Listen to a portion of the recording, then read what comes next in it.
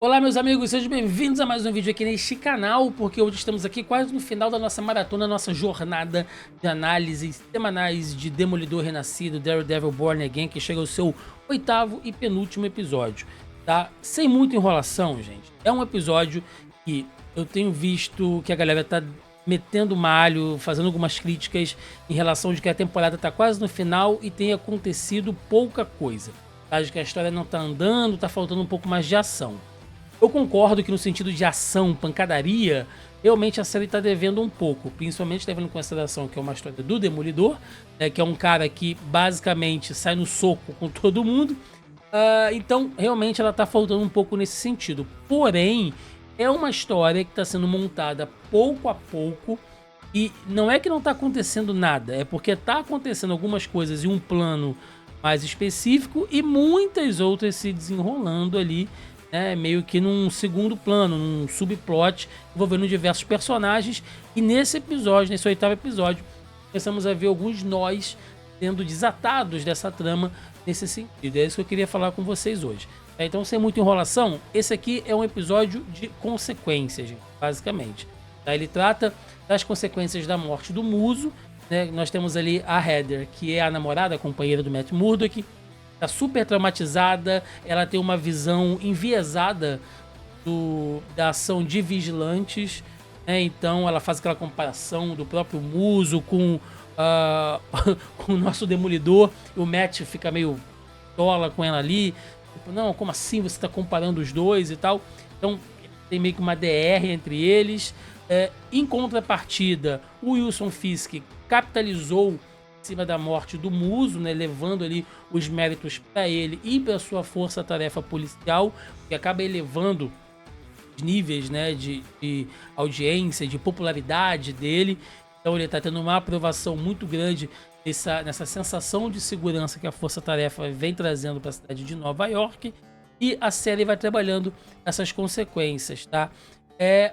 Uma coisa que a gente começa a ver aqui nesse episódio é o sentido, né, no sentido de que o Matt ele começa a entrar nesse turbilhão que vai regredindo, que vai acabando, tá, com o bom humor dele, com a personalidade, que vai tragando o Matt Murdock para um lado mais sombrio.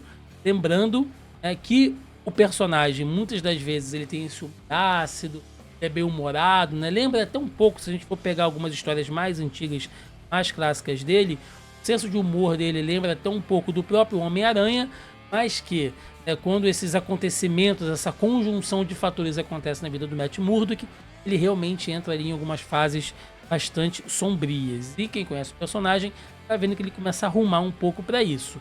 O relacionamento dele com a Heather não vai bem.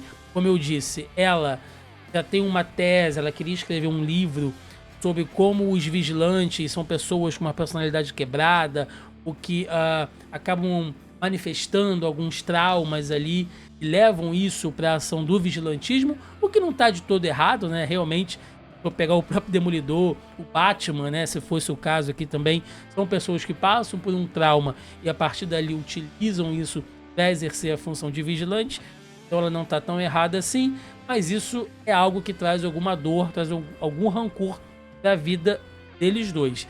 E eu falei aqui nesse canal de que quando o Matt Murdock soubesse que a Heather tinha algum relacionamento com o Rei do Crime, né? No caso ela fazia ali aquela terapia de casais do Fisk com a Vanessa, eu falei, olha, quando ele souber disso, vai dar merda, né? E foi o que aconteceu. Ele entende que o Rei do Crime pode estar manipulando ela para tentar atingir ele de certa maneira.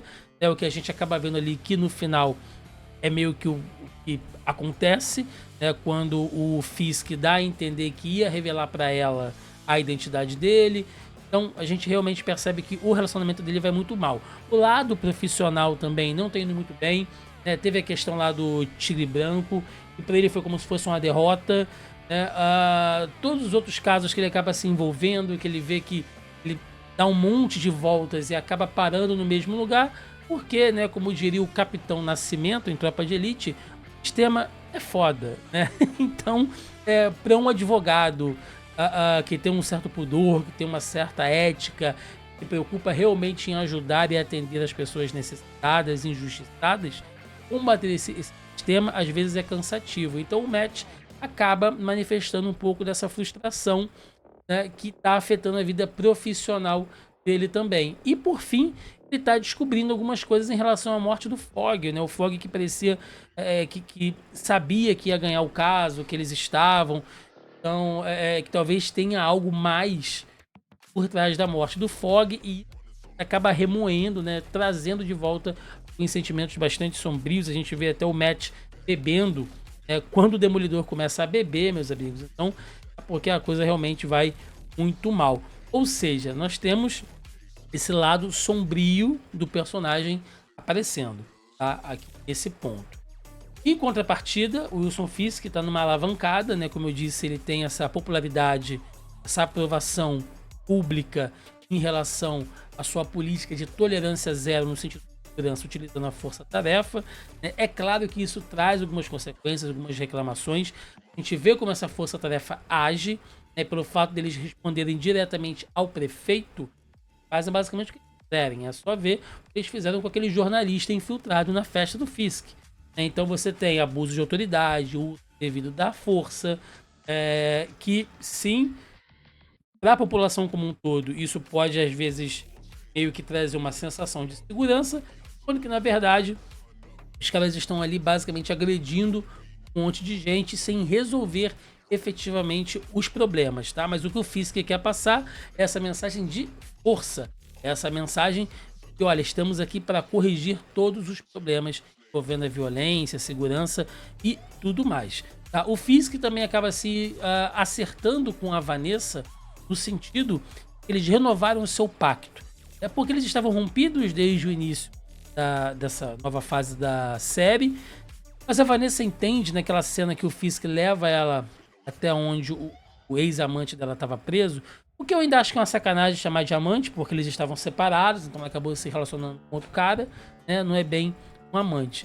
E aí a gente entende um pouco de por que o Fisk não matou o cara, né? Porque ele fez essa promessa a ela, apesar dele estar enojado com a presença do cara, mas ele faz essa promessa e ali é um ponto onde a Vanessa tem que escolher. Ela liberta o cara e deixa ele ir embora, esse rancor, esse sentimento, essa mágoa entre ela e o Fisk iria continuar, tá? Quando ela vai e mata o cara, ela mesma mata o cara, que ela até tinha algum tipo de sentimento, né, pelo menos um mínimo de empatia por ele, é ela basicamente dizendo pro Fisk, olha, estamos de volta.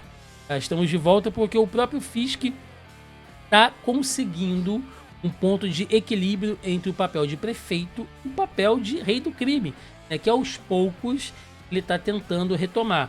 Não ali agindo diretamente com as máfias, né, com esse cenário mais gangster, e quem está tocando isso é a Vanessa, mas o Fisk está se utilizando disso para fazer suas políticas públicas. Então ele começa realmente a usar os métodos do rei do crime para conseguir o apoio político para poder agir em Nova York. Vamos lembrar que alguns episódios atrás ele fez aquela festa, chamou um monte de empresários, já chamou a elite de Nova York, lá ele acabou sendo meio que humilhado.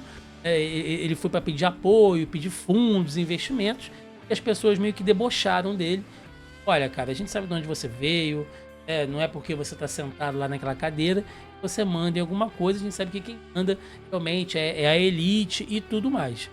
E aí o Fisk percebeu que, olha, não dá pra eu jogar o jogo político, eu não sou um cara político, eu sou o rei do crime, então eu vou agir como o rei do crime. Então ele começa a chantagear, ele começa a ameaçar, tudo isso com uma coisa assim meio subjetiva, né? Não diretamente. Inclusive aquela cena dele começar a receber as pessoas dentro daquela sala, né? Daquele gabinete improvisado ali na festa, me lembrou muito o começo do Poderoso Chefão, quando o Marlon Brando ficava lá naquela sala dele recebendo as pessoas, iam pedir favores a ele.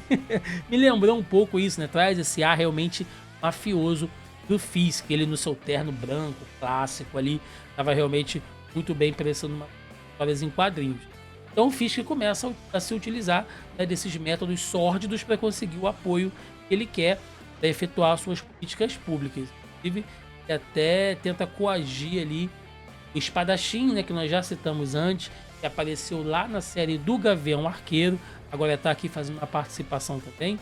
Então o Fisk meio que sabe, já tem indícios de que ele seria o espadachim, então tá tentando meio que subornar, ameaçar, intimidar o cara. E ele tá fazendo isso com um monte de gente. Então, olha só, é um episódio que parece truncado, mas tem muitas coisas se desenvolvendo. Enquanto o Rei do Crime tá subindo, o Matt tá caindo pro fundo do poço, né? Pouco a pouco. E, além disso, né, se a gente for pegar aqui, nós temos lá o comissário Galo, que começa a perceber que a polícia de Nova York está totalmente confundida por causa da força-tarefa. Afinal de contas, ali tem, né, entre aspas, uma elite policial, que é um bando de corruptos, um bando de pinos, né, bandidos milicianos ali, que estão envolvidos diretamente com o Fisk. E ele está tentando fazer alguma coisa, já que a autoridade dele foi totalmente minada. Aliás, o Galo ele foi usado pelo Fisk. É ele que queria sair fora quando o Fisk assumiu. O Fisk fez algumas ameaças a ele aí, ao Galo, até referente à família dele, e se utilizou, né, desse verniz de autoridade do comissário para poder se fixar. E agora que ele está realmente numa fase muito boa, ele começa a colocar o comissário de lado, mas, né, nós vemos ali talvez o início de uma aliança entre ele e a Bebe Yurit, né, a sobrinha do Ben Yurit, e agora começa a mostrar que ela sim, ela tá se infiltrando nos esquemas do Fisk, porque ela ainda quer descobrir algo referente à morte do tio dela, né, o Ben Yurit. Vamos lembrar, na fase da série da Netflix, foi assassinado pelo Rei do Crime. Então ela tá usando inclusive o Blake, que é aquele assessor que agora recebeu cargos de vice-prefeito de comunicação, que é um cara totalmente devoto, fanático pelo Fisk. Ela tá usando ele para conseguir realmente todas as informações que ela quer.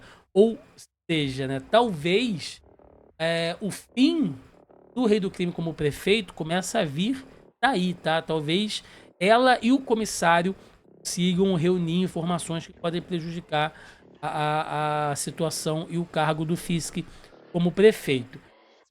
E como se já não tivesse bastante coisa acontecendo, temos o mercenário de volta, né, aparecendo de volta ali. Eu que pensei que o personagem não fosse aparecer mais, seria nessa temporada. Ele volta porque, afinal de contas, há algo por trás da morte do Fogg, né? Por trás da morte do Nelson Fogg. E o mercenário sabe disso. Afinal de contas, foi ele que fez tudo, né? Mas quem mandou? Por quê? Todo mundo pensava, inclusive nós aqui, né, pensávamos que era uma vingança contra a Karen, o Matt e o Fogg, mas não, tem algo mais por trás. E o Matt, ele tá tentando investigar, tentando descobrir aos poucos, vai lá, conversa com o mercenário, né, conversa entre aspas, o que acaba gerando uma cena que é totalmente retirada dos quadrinhos, cara. Quando o mercenário pega um dos dentes dele ali e usa como arma para poder fugir, aquilo ali é muito quadrinhos, né? Inclusive tem uma história que ele realmente faz isso, falando que tudo nas mãos ou na boca, nesse caso, do mercenário, pode se transformar em uma arma. Então, a gente vê que realmente tem algo por trás que nos leva àquela cena final da festa, né, onde o Matt chega na conclusão que quem mandou matar o Fogg não foi o Fisk. Isso que tá meio que gaiato nisso tudo, né? Pelo menos nisso. Quem tá realmente tramando tudo isso é a Vanessa. Então, nesse final, que foi bastante tenso, a gente tem ali um confronto intelectual entre o Matt e o Fisk. A gente vê o Fisk dançando com a Vanessa, o Matt com a Heather. O Fisk sabe que ele pode ouvi-lo, né? Então ele começa a falar, sussurrar algumas coisas ali para provocar o Matt, né? E o Matt contendo o máximo que ele pode, mas ainda assim tentando descobrir alguma coisa. Ele confronta a própria Vanessa e é nesse ponto que o mercenário chega.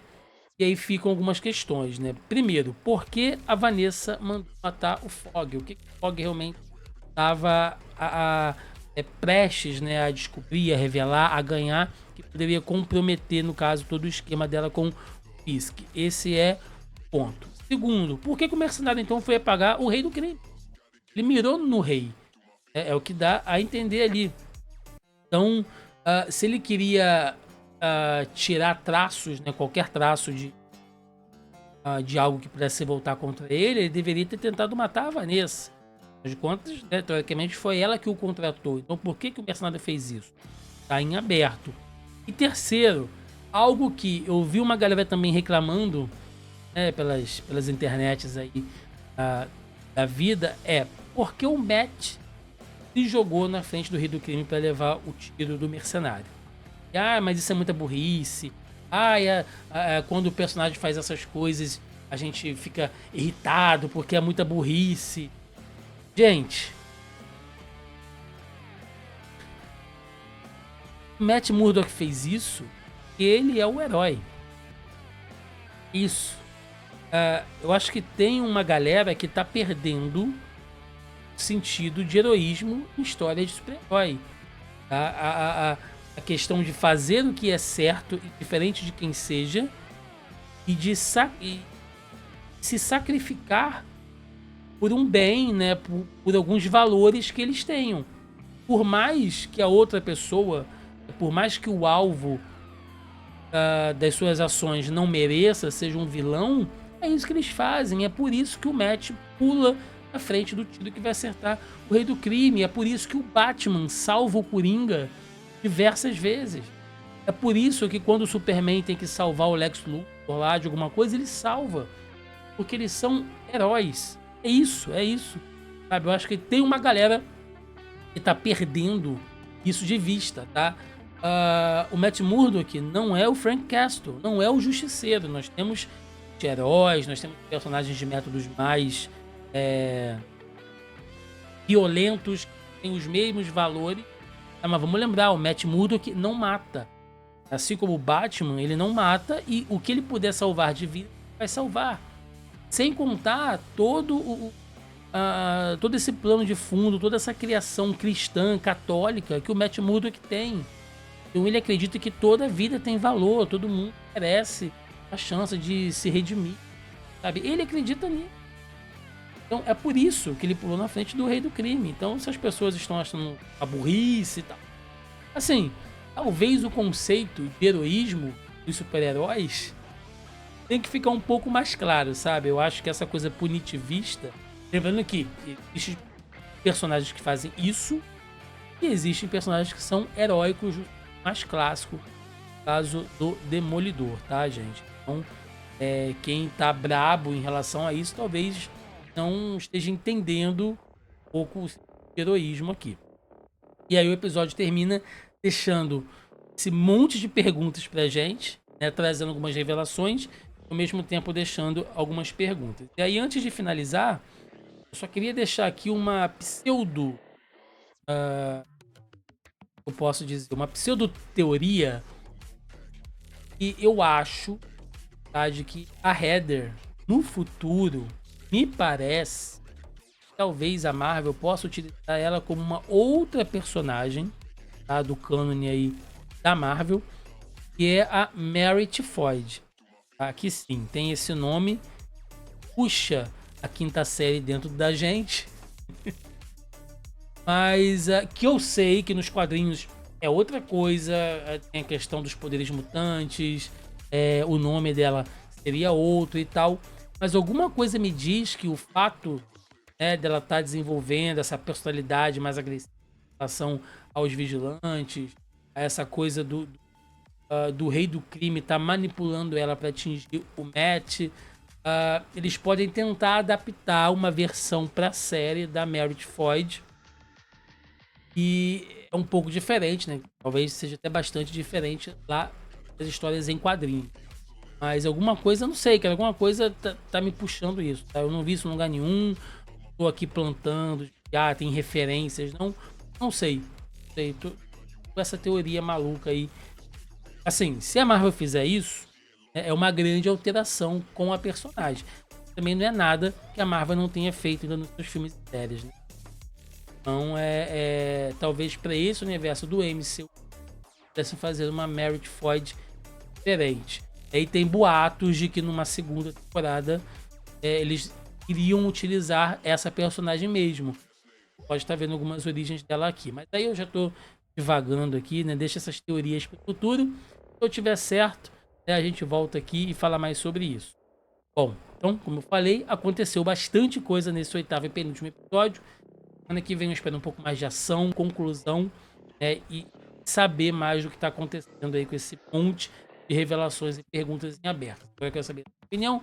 Deixa nos comentários aí o que você achou desse 8º e penúltimo episódio de Demolidor Renascido. Tá? Se você tá no hype, tá na vibe, aguardando o episódio final. Semana que vem a gente tá por aqui. Dê o seu like, o dislike que você preferir. E se esse conteúdo foi relevante para você, se inscreva no canal que nos ajuda e nos incentiva bastante. É isso, gente. Eu vou ficando por aqui. Até a próxima. Valeu!